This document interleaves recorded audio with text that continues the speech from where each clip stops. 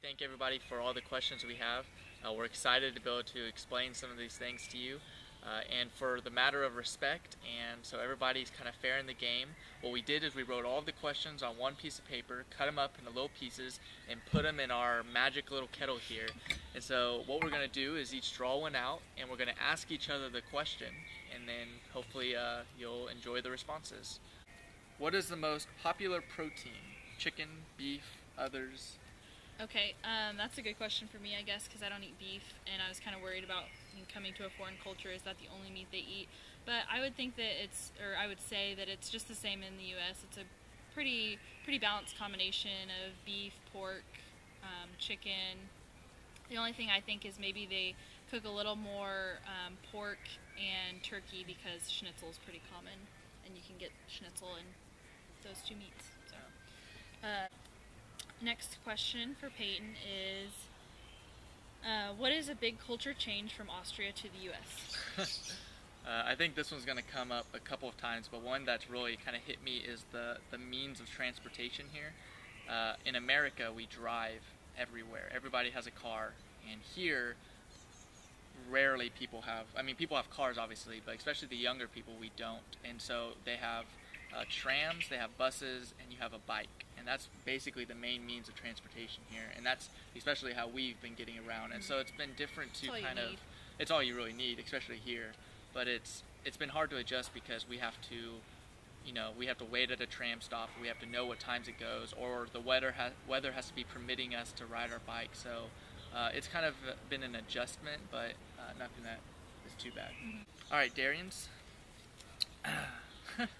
What are the most common stores in Graz? Are there any stores that can compare to Walmart? And are there any chains?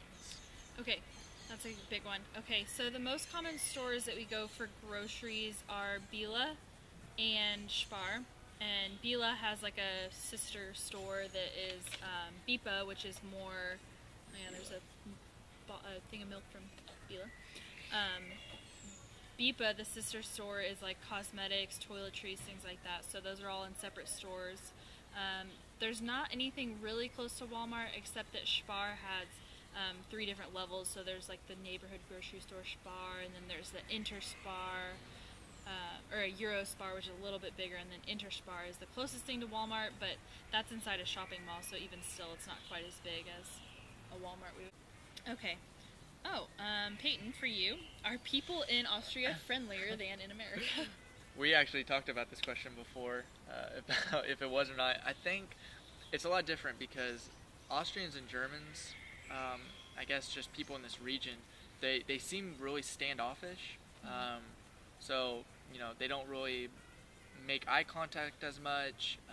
You don't just make small talk, when you're in the grocery store. But whenever you do get to know somebody, and this is something that I think we both noted, whenever you do get to know somebody, you have an amazing relationship with them, and they really open up to you. They're willing to share things with you that they don't, you wouldn't expect them to share.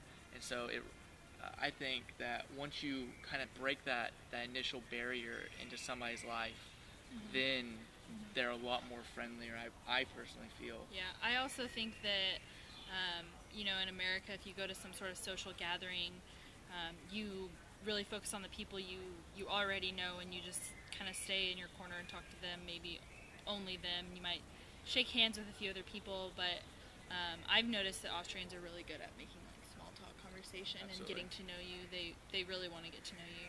Yeah, and like today we were in German course, and I think Elena talked to 3 different people that walked by her, just small talk. And so I think it's, when you know those people, you really know them. So, yeah. You're next. Or I'm next. You're next. Okay, so Darian, do you plan to return to Austria, and how quickly? Okay, yes, we definitely plan on returning. But we haven't made any decisions on how quickly. We're going to let God lead us as soon as we get home. Obviously, it'll be fall semester of school, and we'll definitely have to decide and start, maybe raising funds again for next summer. If we can come back next summer, we really just have to see what God has in store for us. Absolutely. Peyton, for you, what has been the most unexpected thing about your trip which you had to learn to get used to or adjust to?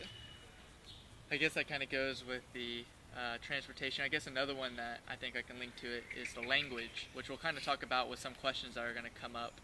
But it's kind of weird, whenever a waiter comes up to you and you kind of just have to, there's our term, but you just kind of have to assume what they're asking you, and you kind of just point and try to struggle between the two different languages. Or you have your wonderful Deutschlehrerin Elena, who tries to teach you all the things you need to know to understand the language, and you still don't know. Still have a hard time. But I think that's a big part. Is one thing that I've especially hit home on with talking to people about my struggle is like in Bible studies.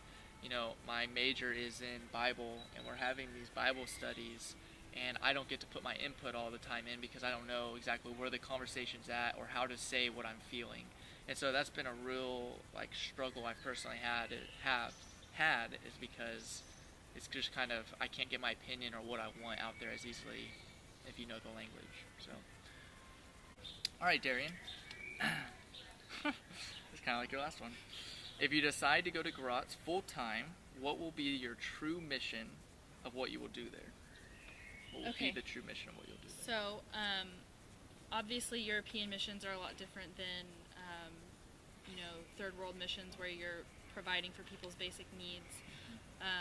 So far, what we've learned about the church, or a major part, and the way I think that we know we can help best, is by maybe starting a college ministry. And I think that that's what, if we were to return full time, that's what we would be doing, or that's what we would be focusing on and helping with. Yeah, I think kind of go with that. I think one thing you have to focus on, especially in westernized cultures, is sticking with your strengths, and youth and relating to people our age is our strength. And we've especially have gotten firsthand of that here with all the young people we've met and throwing a party, with people we know in our age. And I think that's somewhere we would excel in, and something that the church here needs, and that Graz is is in need of, and it's easy picking here with all the college students. Yeah. So.